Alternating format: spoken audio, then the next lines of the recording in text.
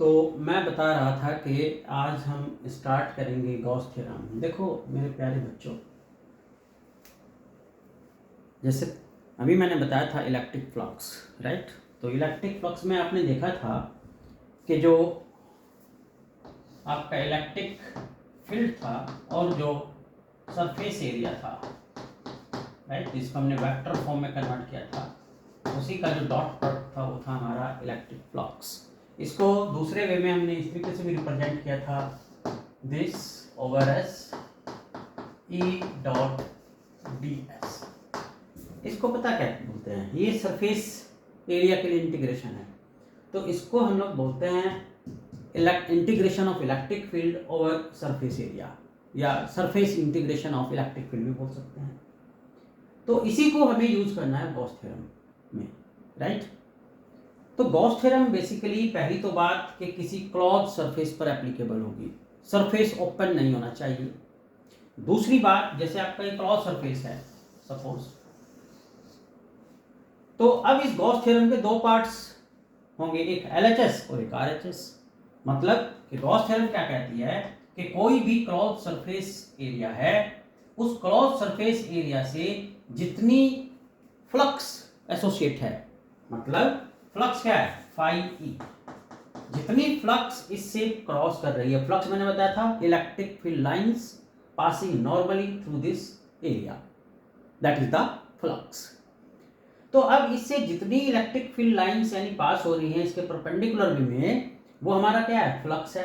तो Gauss theorem इसी flux की बात करते हैं कि भाई अगर ये सरफेस क्लोज्ड है तो उस केस में इससे जितनी फ्लक्स पास हो रही होगी, ठीक है, मेरी बात को ऊपर ध्यान देना आप लोग, कि जितनी फ्लक्स इससे पास हो रही होगी वो पूरी की पूरी फ्लक्स किसके इक्वल होगी, जितना इसके अंदर नेट चार्ज होगा।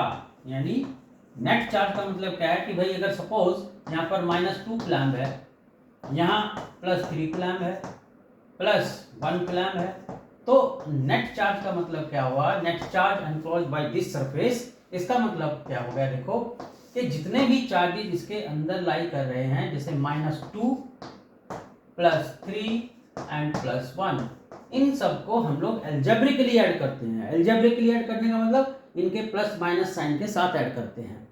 तो ये कितना चार्ज आ गया हमारे पास, ये आप देखोगे, ये आ गया 4, ये आ गया 2 कूलम्ब। तो कहने को तो यहाँ 3 चार्ज थे, एक -2 था, एक +3 था और एक +1 था। तो जो नेट चार्ज हुआ, नेट चार्ज का मतलब इन सब का जो एल्जेब्रिक सम है वो कितना आया, 2 आया। तो गॉस थ्योरम क्या कहती है कि भाई जो इससे पूरी फ्लक्स पास हो रही होगी इस सरफेस से, ये सरफेस कैसा है, क्लोज सरफेस है, क्लोज सरफेस से जितनी फ्लक्स पास हो रही होगी, फ्लक्स मैंने बताया था total field lines passing through this surface normal to it, तो वो पूरी की पूरी फ्लक्स जो है इसके अंदर जितना भी नेट चार्ज होगा, क्यू नेट, तो Q net charge divided by epsilon not. यानी फिर से मैं बता देता हूं कि इलेक्ट्रिक फ्लक्स क्या कहती है, आपका जो गॉस थ्योरम क्या कहते हैं कि total flux passing through this surface area will be equal to the 1 epsilon naught times of the net charge enclosed by this surface. इस सरफेस से जितना नेट चार्ज इसके अंदर होगा, ठीक है, ये ध्यान रहे, सिर्फ इसके सरफेस के अंदर वाला चार्ज हम लोग यहाँ राइट हैंड में कंसिडर करेंगे, अगर इसके बाहर कोई चार्ज है तो वो हम यहाँ कंसिडर नहीं करते। क्लियर? तो इसके दूसरे वे में आप ये भी कह सकते हो, अभी आपने देखा कि इलेक्ट्रिक फ्लक्स क्या थी, surface integration of electric field, तो हम इसको ऐसे भी लिख सकते हैं, phi E equal to surface integration of electric field for the whole surface which is closed. Closed है इसलिए हम सर्किल लगा देते हैं, तो पूरा सरफेस एरिया जितना ये एनक्लोज कर रहा है आपका सरफेस, क्लोज सरफेस, उसका जो इंटीग्रेशन होगा विद इलेक्ट्रिक फील्ड, राइट, यानी surface integration of the electric field for the whole close surface will be equal to 1 epsilon naught times of the net charge enclosed by the surface provided there is the vacuum inside the surface। हम लोग यहाँ क्या लेकर चले हैं कि surface के अंदर वैक्यूम है, इसीलिए हमने यहाँ एप्सिलॉन नॉट यूज किया है। एप्सिलॉन नॉट क्या बताया था मैंने पहले, इसमें मैंने बताया था कि यह है परमिटिविटी ऑफ फ्री स्पेस। क्या है ये? Permittivity of free space. Free space से मतलब हमारा क्या होता है बच्चे? फ्री स्पेस यानी कि वैक्यूम। फ्री स्पेस मतलब वैक्यूम। और इसकी जो वैल्यू थी वो मैंने बताया थी कूलम्ब्स लॉ में कितनी होती है? 8.85 10⁻⁻12। तो मैं एक बार फिर से इसका आपको बता देता हूँ कि भाई पहली तो बात, जो गॉस थ्योरम है वो एक क्रॉस सरफेस पर एप्लीकेबल होगी। जो इसमें हम चार्ज यहाँ कंसिडर करते हैं राइट हैंड पर, वो चार्ज होंगे जो इसके इनसाइड होंगे। एक बात का यहाँ और ध्यान रखना, एक क्वेश्चन आया था नीट में कि भाई ये जो इलेक्ट्रिक फील्ड है लेफ्ट हैंड में, तो लेफ्ट हैंड में जो इलेक्ट्रिक फील्ड है, जब इस इलेक्ट्रिक फील्ड को हम कैलकुलेट करते हैं तो हम सारे चार्जेस कंसिडर करते हैं जो इसके अंदर होंगे सरफेस के, जो क्रॉस सरफेस है, और जो इसके बाहर होंगे वो भी इस इलेक्ट्रिक फील्ड में कंट्रीब्यूशन करते हैं, बाहर वाले चार्जेस भी। लेकिन जो इसकी राइट हैंड में आप देख रहे हो क्यू नेट, वहां केवल हम वो चार्ज लेंगे जो इसके अंदर लाई करेगा, बाहर वाला चार्ज इसमें कंसिडर नहीं किया जाता, क्योंकि ये क्रॉस सरफेस पर एप्लीकेबल है गॉस थ्योरम। मैं समझता हूं कि यहां तक आपको मेरी बात क्लियर हो गई होगी। अगर सपोज कोई फिर भी क्वेरी है तो आप जो है कमेंट बॉक्स में अपना कमेंट भेज सकते हैं, अपनी प्रॉब्लम भेज सकते हैं, मैं क्विकली उसका जवाब दूंगा। राइट, तो ये थी हमारी यहाँ तक की कि भाई गॉस थ्योरम क्या है। तो गॉस थ्योरम की कुछ मोटी मोटी बातें फिर से बता देता हूँ कि ये एप्लीकेबल होगी क्लोज सरफेस पर, पहली बात। दूसरी बात, जो यहाँ राइट हैंड में हम नेट चार्ज की बात करते हैं वो चार्ज होगा जो केवल इसके इनसाइड होगा सरफेस के, इसके आउटसाइड वाला चार्ज यहाँ पर हम लोग इसमें कंसिडर नहीं करेंगे। लेकिन जो लेफ्ट हैंड पर इलेक्ट्रिक फील्ड देख रहे हो वहां पर हम लोग इसके अंदर वाले चार्ज भी देखते हैं और इसके बाहर वाले चार्जेस का इलेक्ट्रिक फील्ड भी लेते हैं। तो इस इलेक्ट्रिक फील्ड को कैलकुलेट करने में तो हम सारे चार्ज लेते हैं, and caused by the surface and which lie outside of the surface, but in the right side where the q net is written, here only we take the charge which lie inside the surface only. The outside surface outside charges are not considered in the right hand side of the Gauss theorem. Clear? I hope कि आपको clear हो गई होगी। अब इसकी मैं कुछ थोड़ी सी एप्लीकेशंस लेता हूँ। जैसे मैं भी बताया था आप लोगों को, इलेक्ट्रिक फ्लक्स बताया था, राइट। इलेक्ट्रिक फ्लक्स और गॉस थ्योरम, इन दोनों पर पहले मैं कुछ न्यूमेरिकल्स लेता हूँ जो सीबीएसई में भी आई हुई हैं और जो नीट वगैरह या जेई में भी कभी कभी पूछी गई हैं। तो सबसे पहला मेरी एक क्वेश्चन है इसमें जो मैं आपको दे रहा हूँ। तो क्वेश्चन नंबर 1 बिल्कुल सिंपल सा क्वेश्चन है 1 मार्क्स का। Electric field E is equal to 2I cap 3J cap plus 4K cap। Surface area, इस पर 2-3 तरीके के क्वेश्चंस बनेंगे, मैं भी सारे कराऊंगा आज। Surface area is equal to I cap minus 2J cap। तो बेटा देखो, ये कार्टेशियन फॉर्म में, वेक्टर फॉर्म में आपको दिया गया है कि इलेक्ट्रिक फील्ड ये है, सरफेस एरिया इज दिस। तो आपको फाइंड करनी है, find electric flux. Electric flux का मैंने अभी बताया था, देखो आप लोगों को समझ लो, एग्जाम में बोर्ड में अक्सर आ जाते हैं ऐसे क्वेश्चन 1 मार्क्स में। तो इलेक्ट्रिक फ्लक्स मैंने बताया था अभी, ए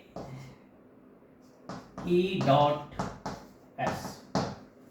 तो ई की वैल्यू पुट करोगे, सो 2I cap 3J cap plus 4K cap dot I minus 2J।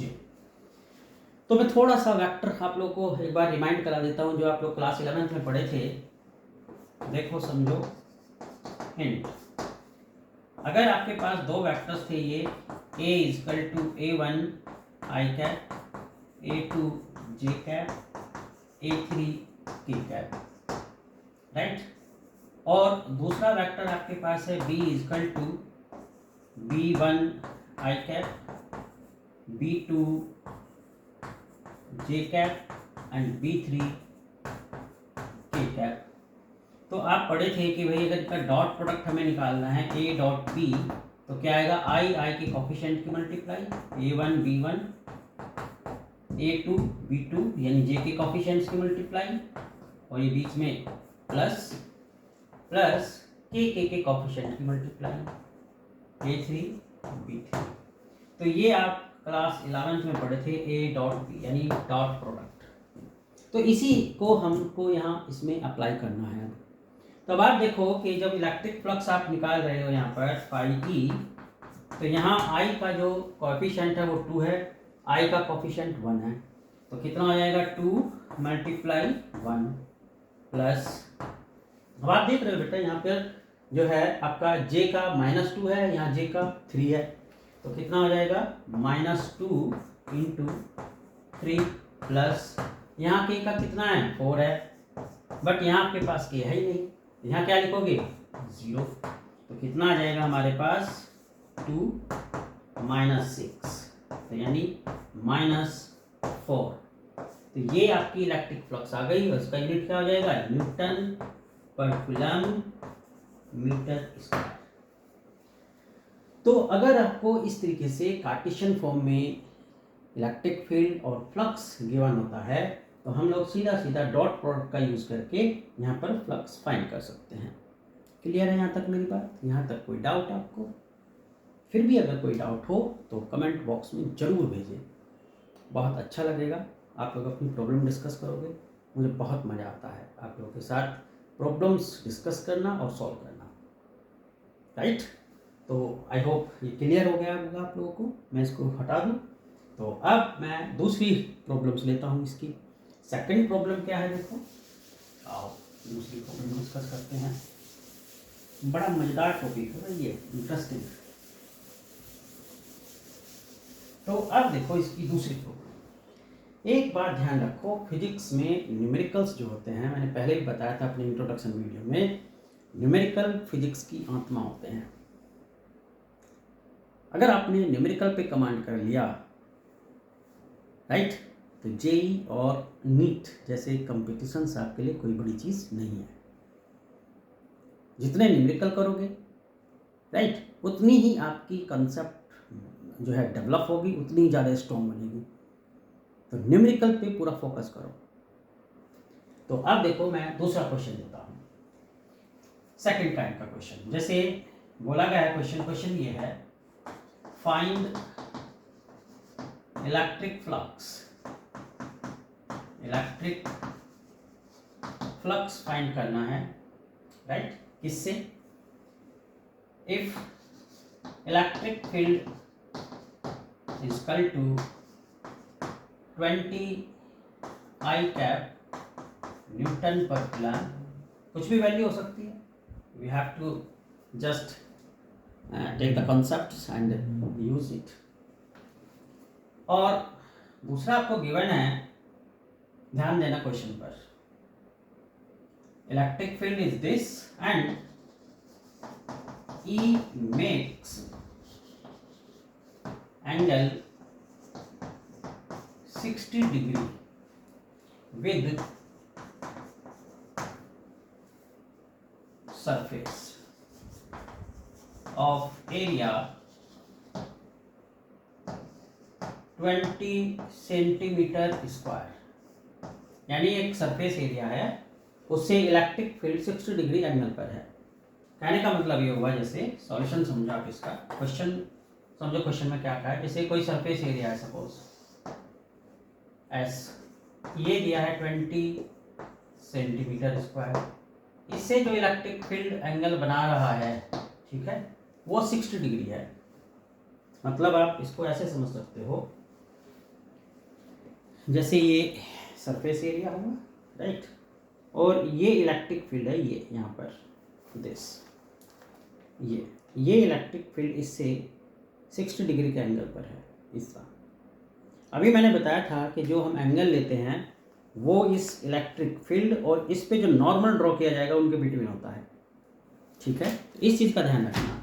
तो जो एंगल आपको गिवन है वो किससे? सरफेस एरिया से है। हमें किससे चाहिए? हमें चाहिए ये इस पर जो नॉर्मल है एन कैप, और जो इलेक्ट्रिक फील्ड है ये एंगल हमें चाहिए बेसिकली, ओके। जो आपका इलेक्ट्रिक फील्ड है सरफेस से, वो 60 डिग्री एंगल बना रहा है, तो फिर ये एंगल कितना हो जाएगा? ये हो जाएगा हमारे पास 90 माइनस 60 यानी 30 डिग्री। तो अब क्वेश्चन में आपको इसी बात का ध्यान रखना है कि भाई जो आपकी फ्लक्स है, फ्लक्स का फॉर्मूला मैंने बताया था इलेक्ट्रिक फ्लक्स का, E S cos theta. Theta किसके बिटवीन था? इलेक्ट्रिक फील्ड और normal on the surface. Question में गिवन है कि इलेक्ट्रिक फील्ड जो एंगल बनाता है वो इस सरफेस से बनाता है 60 डिग्री। तो हमें किससे चाहिए? हमें चाहिए एन कैप से। तो इसलिए एन कैप और इलेक्ट्रिक फील्ड के बिटवीन एंगल कितना हो गया? 30 डिग्री। तो इसीलिए कितना आ जाएगा हमारे पास? फाई ई इक्वल टू, अब यहाँ देखो इलेक्ट्रिक फील्ड कितना है, इसका मैग्नीट्यूड 20, राइट, और ये एंगल कितना हो गया नॉर्मल और इलेक्ट्रिक फील्ड के बिटवीन? 30 डिग्री। एरिया कितना हो गया? 20 सेंटीमीटर स्क्वायर। अगर इस एरिया को आप कन्वर्ट करोगे मीटर स्क्वायर में यानी एसआई सिस्टम में, तो कितना आ जाएगा? 20 मल्टीप्लाई 10 माइनस 4 मीटर स्क्वायर। क्यों? क्योंकि 1 centimetre square equal to 10 minus 4 metre square. That's why कितना हो जाएगा हमारे पास? 20, और एरिया कितना है आपका? एरिया देता 20, सो 20 10 माइनस 4 कॉस 30। तो अब आपको पता होना चाहिए कि कॉस 30 कितना होता है। कॉस 30 की वैल्यू तो कितना आ जाएगा? 20 मल्टीप्लाई 20 मल्टीप्लाई 10 माइनस 4, और कॉस 30 हो गया हमारे पास √3/2। तो 2 से इसको कट किया 10 टाइम्स, तो कितना आ जाएगा? 200 10 माइनस 4 √3 1.74 1.73। तो कितना आ जाएगा? 20 यहाँ कंज्यूम हो गई, तो 6 14 1 213 10 माइनस 4। तो अगर स्टैंडर्ड फॉर्म में लिखना चाहते हो तो 3.46 10 minus 2 Newton per coulomb metre square. तो ये आ गया हमारा इलेक्ट्रिक फ्लक्स तब जब आपका एंगल गिवन होता है और इलेक्ट्रिक फील्ड गिवन होता है और उसका एरिया। तो इसमें कोई डाउट? फिर कहता हूँ कि अगर कोई डाउट है तो कमेंट बॉक्स में जरूर अपना डाउट भेजो। ओके, अब मैं एक ऐसा क्वेश्चन देता हूँ जो थोड़ा सा और इससे डिफरेंट होगा, राइट। बोर्ड में होगी उस टाइप के भी आए हुए हैं अक्सर। तो अब देखो नेक्स्ट क्वेश्चन इस पर based.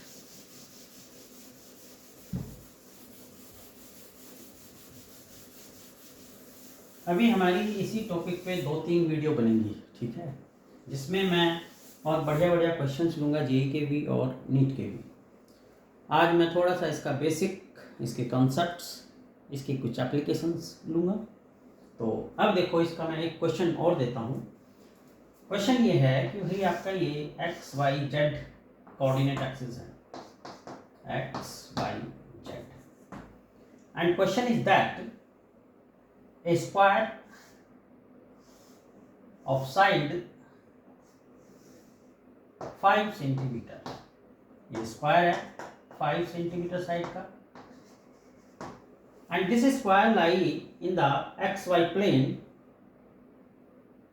as shown in the figure with the sides parallel to the coordinate axis।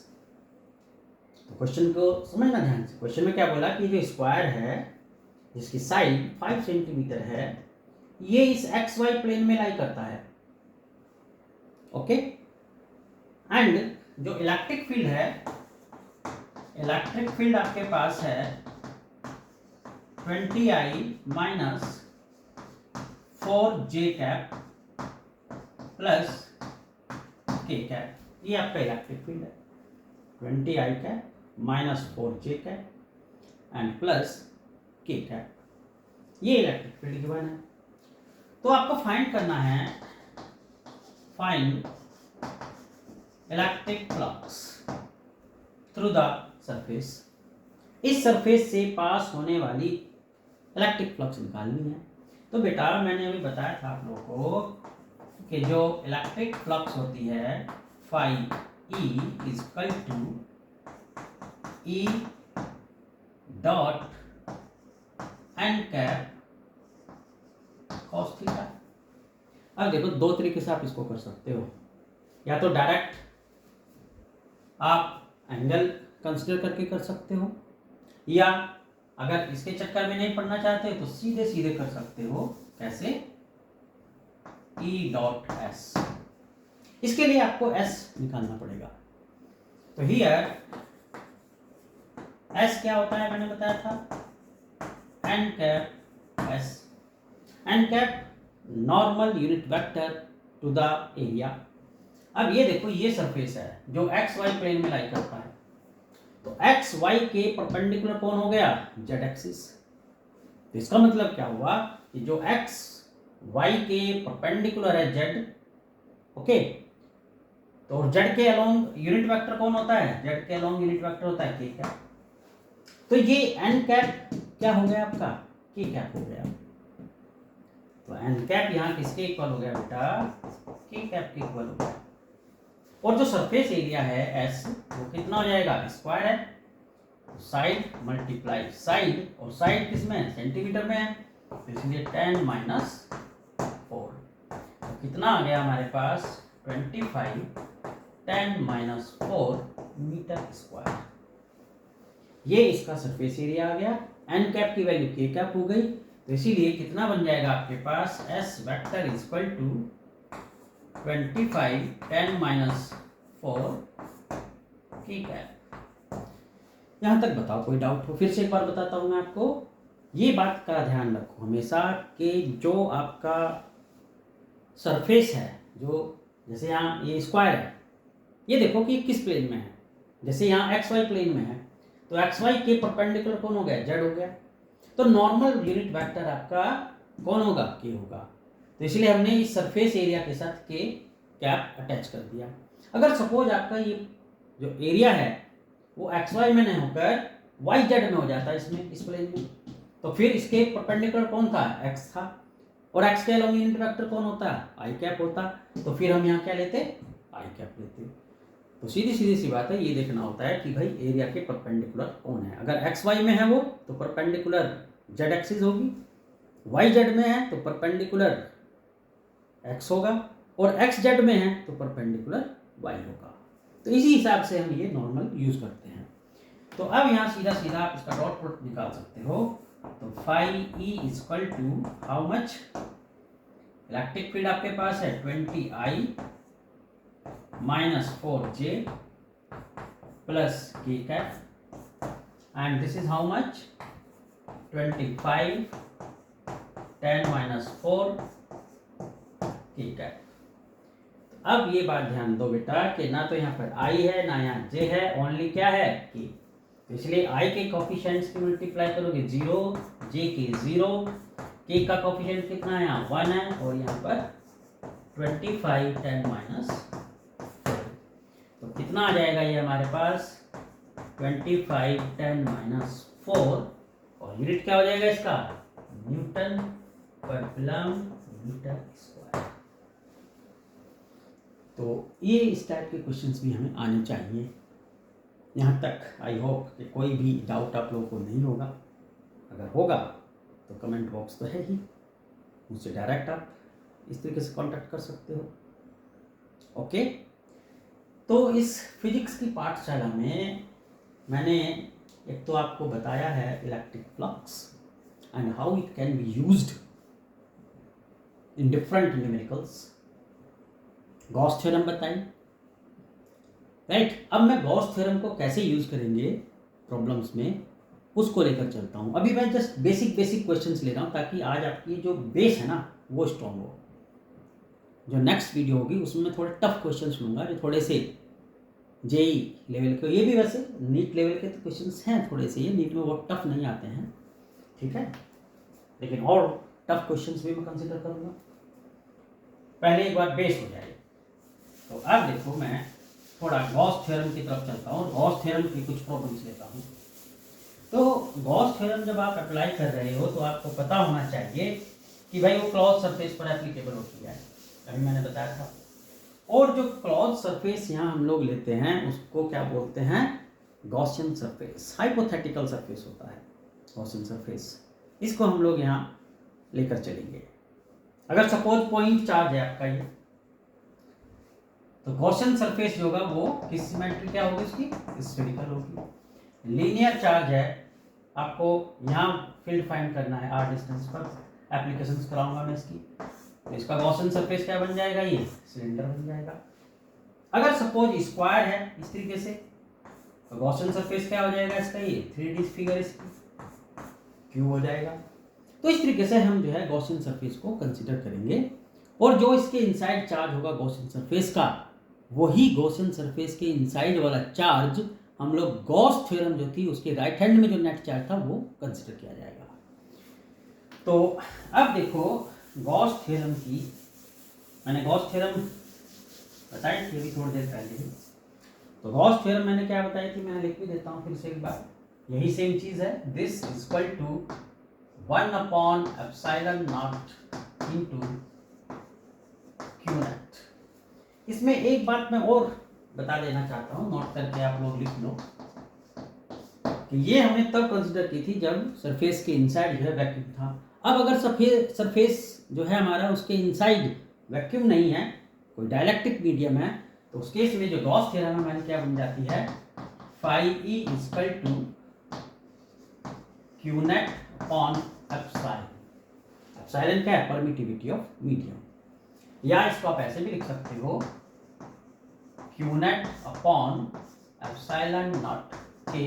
के क्या है, के है हमारा डाइलेक्ट्रिक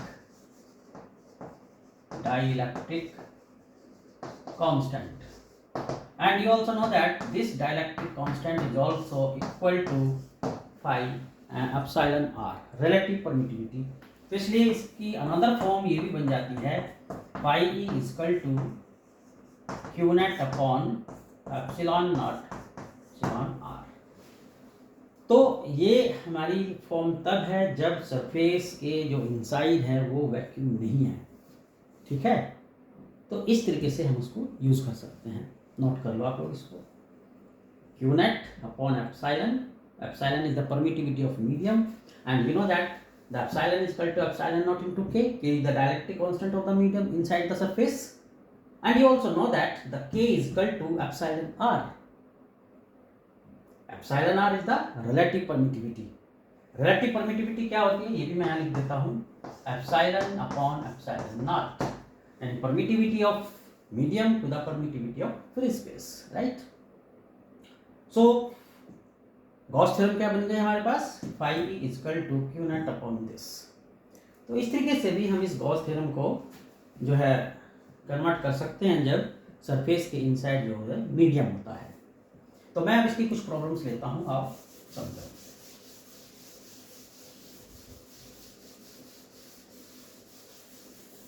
अब सबसे पहले बिल्कुल सिंपल सी, बोर्ड में भी आए हुए इस टाइप के क्वेश्चंस।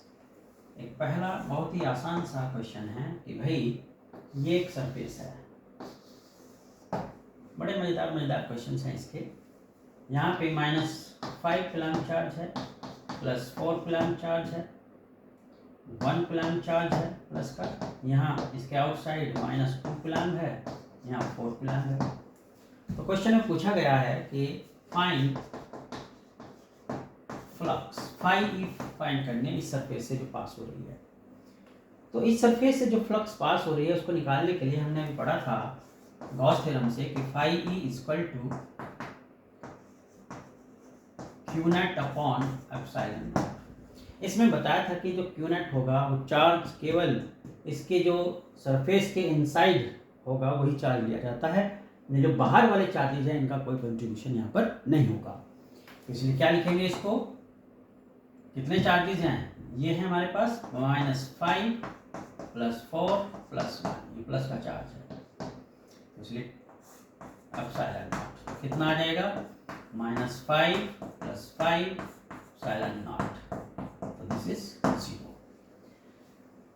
तो यानी फ्लक्स कितनी हो गई, 0 हो गई। अब देखो बोर्ड में एक बार क्वेश्चन पूछा गया था कि क्या ये नेसेसरी है कि फ्लक्स तभी 0 होगी जब चार्ज जो सरफेस है उसके अंदर कोई चार्ज ना हो, तो ऐसा जरूरी नहीं है। फ्लक्स तब भी जीरो होगी जब सरफेस के इनसाइड नेट चार्ज जीरो हो, मतलब चार्जेस तो हो लेकिन उनका जो एल्जेब्रिक सम आए। एल्जेब्रिक सम का मतलब होता है कि जो चार्जेस रखे हुए हैं यहाँ पर, इनका जो एडिशन करेंगे वो इनके प्लस माइनस साइन के साथ करेंगे, तो उसका जो एल्जेब्रिक सम आए वो जीरो आ जाए। तो अगर इस तरीके से एल्जेब्रिक सम जीरो आ जाता है तो आप देख रहे हो तब भी फ्लक्स जो होगी इससे एसोसिएटेड वो जीरो होगी, यानी नेट फ्लक्स इससे कोई पास नहीं हो रही। इसका मतलब क्या हुआ कि भाई जैसे चार्जेस है पॉजिटिव के, तो इससे तो आउटवर्ड जाएगी फील्ड लाइंस, ये है इससे इनवर्ड जाएगी, तो इस तरीके से जो टोटल इफेक्ट होगा वो जीरो हो जाएगा। क्लियर है मेरी बात? बड़ा मजेदार क्वेश्चन है ये। इस क्वेश्चंस में दो क्वेश्चन सॉल्व हो गए। पहला तो न्यूमेरिकल कि भाई हमने इनसाइड वाले चार्ज लिए, दूसरा ये भी हमें पता चल गया कि फ्लक्स तब भी जीरो हो सकती है जब नेट चार्ज जीरो हो। जरूरी नहीं कि सरफेस के अंदर जो है चार्ज ना हो कोई भी, अगर कोई चार्ज नहीं है तो जीरो है ही, लेकिन अगर नेट चार्ज जीरो है तब भी फ्लक्स जीरो है। आई होप आपको इतनी बात क्लियर हो गई होगी मेरी। अब नेक्स्ट क्वेश्चन। अभी आपने देखा कि जो इलेक्ट्रिक फ्लक्स थी वो डिपेंड करती है केवल, यानी मैंने अभी बताया था phi E equal to Q net upon epsilon naught. Epsilon naught तो फिक्स वैल्यू है 8.85 10 टू द पावर -12, और जो क्यू नेट है ये, तो फ्लक्स इस पे डिपेंड कर रही है। आपने ध्यान दिया होगा जब मैंने इलेक्ट्रिक फ्लक्स की डेफिनेशन बताई तो मैंने उस केस में भी बताया था कि इलेक्ट्रिक फ्लक्स क्या है। Electric flux is the total field lines. जैसे ये कोई सरफेस है, मैंने बताया था कि इस सरफेस से जितनी फील्ड लाइंस इसके नॉर्मल वे में परपेंडिकुलर वे में पास हो रही है वो फील्ड लाइंस ही फ्लक्स है। अगर सपोज ये इतना सरफेस है, इस सरफेस से 10 लाइनें पास हो रही हैं इसके परपेंडिकुलर वे में, तो फ्लक्स कितनी हो गई? 10 हो गई। अगर यही 10 लाइन एक बड़े सरफेस से पास हो रही है तब भी फ्लक्स 10 ही होगी उसकी। तो कंक्लूजन क्या निकल रहा है मेरे बच्चों कि flux does not depend on the shape and size of the object. अगर 10 कूलम का चार्ज है, 10 कूलम के चार्ज से 10 इलेक्ट्रिक फील्ड लाइंस पास हो रही है which are passing through the given surface perpendicular to it, okay, and this 10 coulomb charge is put in the larger object, then also the electric field lines will be same, that's why the flux will be same। तो इसी से concerning एक question board में आया था। Question ये था कि भाई एक स्फीयर है ये, इसकी रेडियस 10 सेंटीमीटर है सपोज, इसकी रेडियस 10 सेंटीमीटर है और इसके इनसाइड या कह लो कि सेंटर पर जो चार्ज है वो 10 कूलम है। तो अब अगर इसकी रेडियस को डबल कर दिया जाए, यानी अब इसकी रेडियस को ये 20 कर दिया गया और चार्ज जो है वो 10 कूलम भी है प्लस का, तो क्वेश्चन पूछा गया। इसको कई तरीके से क्वेश्चंस को मॉडिफाई किया जा सकता है। ऐसे पूछ सकते हैं कि भाई अगर इसकी रेडियस डबल कर दे तो बताइए इसके फ्लक्स पे क्या इफेक्ट होगा। दूसरा ऐसे पूछ सकते हैं कि इन दोनों केसेस में इनकी फ्लक्स का रेशियो निकालो। जैसे सपोज इस केस में फ्लक्स φ1 थी, इस केस में फ्लक्स φ2 है, इनका रेशियो निकालना है। तो अभी मैंने बताया था कि भाई जो फ्लक्स है that is Q net upon epsilon not. जब प्रैक्टिस हो ना डायरेक्ट कर सकते हो, 1 मार्क का क्वेश्चन है पर मैं समझा रहा हूँ आप लोगों को। तो जब इस केस में फ्लक्स कितनी थी, इसके अंदर चार्ज कितना है 10 एप्सिलॉन नॉट, φ2 इसमें चार्ज कितना है 10 एप्सिलॉन नॉट। तो यहाँ देख रहे हो इसकी रेडियस से कोई लेना देना नहीं है, चाहे ये 10 सेंटीमीटर हो जाए, ये 100 सेंटीमीटर हो जाए, फ्लक्स उतनी ही रहेगी।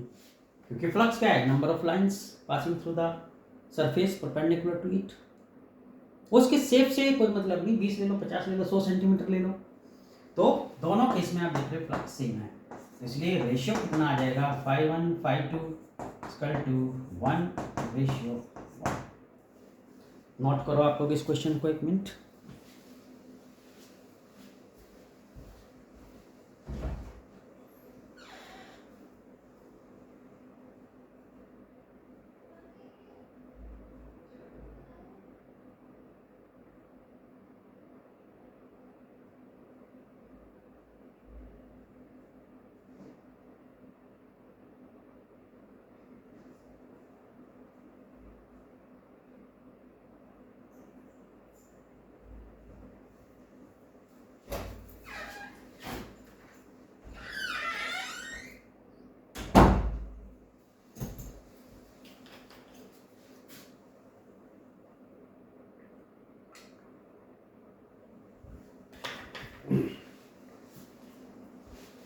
हाँ जी, आप लोगों ने नोट कर लिया है क्वेश्चन। चलिए, वेरी गुड। अब देखो, मैं दूसरे टाइप का क्वेश्चन लेता हूँ। बड़े सिंपल सिंपल से क्वेश्चंस हैं अभी ये, क्योंकि अभी जस्ट बेस प्रिपेयर कर रहा हूँ। नेक्स्ट वीडियो में बढ़िया मज़ेदार क्वेश्चंस लूँगा मैं। अब क्वेश्चन ये है, एनसीईआरटी का क्वेश्चन है एक, ये एक हेमी स्फीयर है, इसके सेंटर पर ये एक क्यू चार्ज रखा हुआ है। सेंटर पे कितना चार्ज है? ये क्यू चार्ज है। तो पूछा गया है कि फ्लक्स फाइंड करो। क्वेश्चन सुनो, हेमी स्फीयर है, hemisphere has Q charge at its center, okay, as shown in figure। इस फिगर में दिखाया गया है आप लोगों को कि इसके सेंटर पे Q चार्ज है। Then find flux passing through it.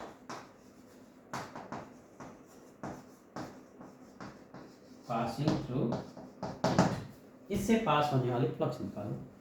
तो बेटा, मैंने अभी बताया था कि जब गॉस थ्योरम हम लोग अप्लाई करते हैं, तो गॉस थ्योरम जब अप्लाई करते हैं तो उसको हमेशा एक क्लोज सरफेस पर अप्लाई किया जाता है, जिसको हम गॉसियन सरफेस बोलते हैं। अब ये है हाफ, ऊपर से तो ओपन है, तो अब अगर इसका हम क्लोज सरफेस बनाएंगे तो क्या बन जाएगा? ये देखो, ये पूरा एक कंप्लीट स्फीयर बन जाएगा। ये कंप्लीट स्फीयर क्या बन गया इसका? ये गॉसियन सरफेस हो गया। अब आप देख रहे हैं इस पूरे गॉसियन सरफेस में जो चार्ज है वो क्यू है, लेकिन क्वेश्चन में पूछा गया है कि flux passing through the hemisphere. तो इस आधे स्फीयर से जो फ्लक्स पास हुई वो हमें फाइंड करनी है। तो पूरे स्फीयर से फ्लक्स कितनी हो जाएगी? पूरे फ्लक्स से सरफेस से जो फ्लक्स पास हो गई according to Gauss theorem, that is Q upon epsilon naught. Q इसके अंदर का चार्ज हो गया। चाहिए हमें सिर्फ इस हेमिस्फीयर से, तो हेमिस्फीयर क्या है? इसका हाफ है, तो इसलिए फ्लक्स कितनी हो जाएगी? 10। तो हमारा आंसर कितना हो गया? This is the flux passing through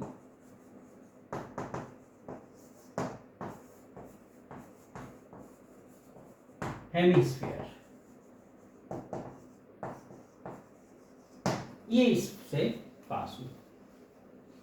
बताओ, यहाँ तक कोई डाउट हो? कोई भी डाउट हो तो कमेंट बॉक्स में अपना कमेंट भेजना, राइट। जैसा भी आपको लगे, अच्छा बुरा, या कोई भी क्वेरीज है तो अपनी क्वेरीज डालना, राइट। आप लोग कुछ और इम्प्रूवमेंट चाहते हैं वो मुझे बताना। मैं चाहता हूँ कि आप लोगों को एक बेस्ट क्वालिटी मिले, ताकि आप लोगों की जो बेसिक्स हैं उनमें कहीं कमी ना रहे। बेसिक्स क्लियर हो गए, राइट, तो आप बढ़िया से हर चीज़ हैंडल कर लोगे। और बेसिक से क्लियर नहीं होंगे तो कुछ भी मज़ा नहीं आएगा फिजिक्स में, ये पक्की बात है। तो ये जितना मैंने बताया, बहुत थोड़ा सा आज बताया है। फ्लक्स बताया और गॉस थ्योरम, और इसके कुछ मैंने ये न्यूमेरिकल्स लिए हैं। तो मैं समझता हूँ कि इससे आपका एक बेस थोड़ा सा प्रिपेयर होगा गॉस थ्योरम को लेकर। एक क्वेश्चन और ले लेता हूँ मैं इस पर बेस्ड। आओ,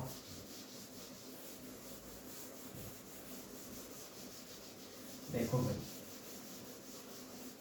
इसी पर बेस्ड मैं एक क्वेश्चन और लेता हूँ। इसकी कुछ बढ़िया बढ़िया प्रॉब्लम्स मैं अपनी अगली वीडियो में लूँगा, क्योंकि नहीं तो बहुत ज़्यादा लेंदी हो जाएगा। टॉनिक थोड़ा थोड़ा मिलना चाहिए ना,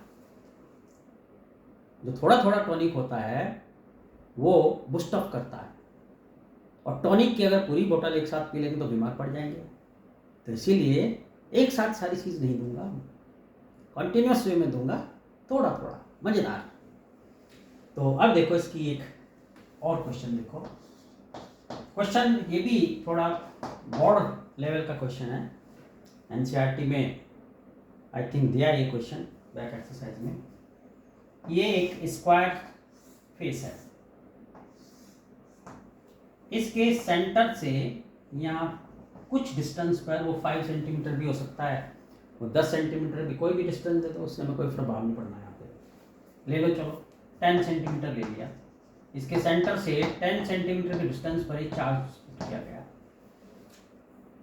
तो पूछा गया है क्वेश्चन में कि इस सरफेस से पास होने वाली फ्लक्स बताओ कितनी होगी। तो बेटा अभी मैंने बताया था कि गॉस थ्योरम जो एप्लीकेबल है वो क्लोज सरफेस पर है, और ये है केवल एक सिंगल स्क्वायर सरफेस। मतलब जैसे ऐसे समझ लो, ये एक सरफेस हो गया, इसका स्क्वायर शेप का है, वैसे तो रेक्टेंगल है ये, लेकिन हमने मान लिया ये सपोज स्क्वायर फेस है, तो हमें इससे पास होने वाली फ्लक्स फाइंड आउट करनी है। तो इसके लिए जरूरी है कि हम पहले इसका एक क्लोज सरफेस बनाएं। तो स्क्वायर का जो क्लोज सरफेस होगा वो क्या होगा, क्यूब होगा, यानी इस टाइप से ये क्यूब हो गया, ये, और क्यूब में कितने फेसेस हो गए, 6 फेसेस हो गए। बट हमें फ्लक्स चाहिए इस एक फेस से। ये यहाँ चार्ज रखा हुआ है 10 सेंटीमीटर के डिस्टेंस पे, सपोज इस सेंटर से, तो सेंटर से 10 सेंटीमीटर के डिस्टेंस पे चार्ज रखा हुआ है। तो आप देख रहे हो पूरी सरफेस जो ये आपका क्यूब बन गया है, 6 के 6 फेसेस से लाइन पास होंगे लाइक दिस।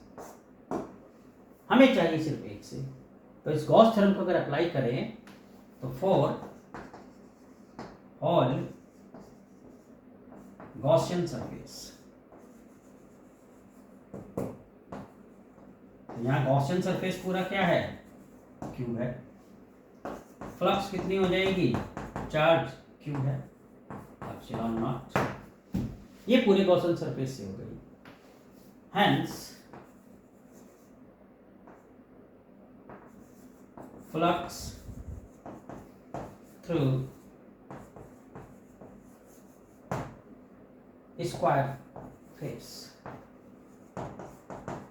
एक स्क्वायर फेस से जो फ्लक्स पास होगी वो कितनी हो जाएगी, इसको 6 से डिवाइड कर दिया, क्योंकि एक फेस से हमें चाहिए, एक फेस से जो फ्लक्स पास हुई वो इतनी है। तो मैं समझता हूँ यहाँ तक आप लोगों को बहुत क्लियर हो गई होगी। आज मोटी मोटी सी चीज़ें इसकी मैं बता देता हूँ। एक तो मैंने बताया कि भाई जो आपकी फ्लक्स है, राइट, वो क्या होती है। फ्लक्स मैंने बताई total field lines passing through the surface normal to it. फिर मैंने बताई कि गॉस थ्योरम, गॉस थ्योरम किससे कंसर्न होती है, क्लोज सरफेस से, क्लोज सरफेस से। और जो चार्ज लिया जाता है यहाँ पर राइट हैंड में, वो लिया जाता है नेट चार्ज जो इसके अंदर होता है, बाहर वाला चार्ज कंसिडर नहीं करते, ठीक है। जैसे मैंने क्वेश्चन में दिखाया आप लोगों को, इसकी मैंने कुछ डिफरेंट एप्लीकेशंस ली हैं। तो आज मैं अपना लेक्चर यहीं बंद करता हूँ इसके लिए। कल मैं इसकी एप्लीकेशंस लूँगा, पहले तो उसके डेरिवेशंस लूँगा बोर्ड के पॉइंट ऑफ व्यू से, उसके बाद फिर मैं एक वीडियो बनाऊँगा अपना नीट और जेईई की प्रॉब्लम्स के लिए। उनको मैं उसमें भी प्रॉब्लम्स ही डिस्कस करूँगा केवल, फिर बढ़िया लेवल की। और अगर आप लोगों को कुछ एक्स्ट्रा चाहिएगा तो कमेंट बॉक्स तो है ही आप लोगों के लिए, हैं, उसमें मेरे को सेंड करना। और अगर अच्छा लगे वीडियो तो थोड़ा अप्रिशिएट करने के लिए इसे सब्सक्राइब भी कर लेना, ताकि बाकी की जैसे जैसे हर रोज़ मेरी वीडियो बनेगी, हर रोज़ आप लोग के पास पहुंचेंगी, तो वो डायरेक्ट पहुंचती रहेंगी। इसको सब्सक्राइब करना, मज़ा आएगा, साथ मिलकर चलेंगे। चलिए, ओके, बाय बाय।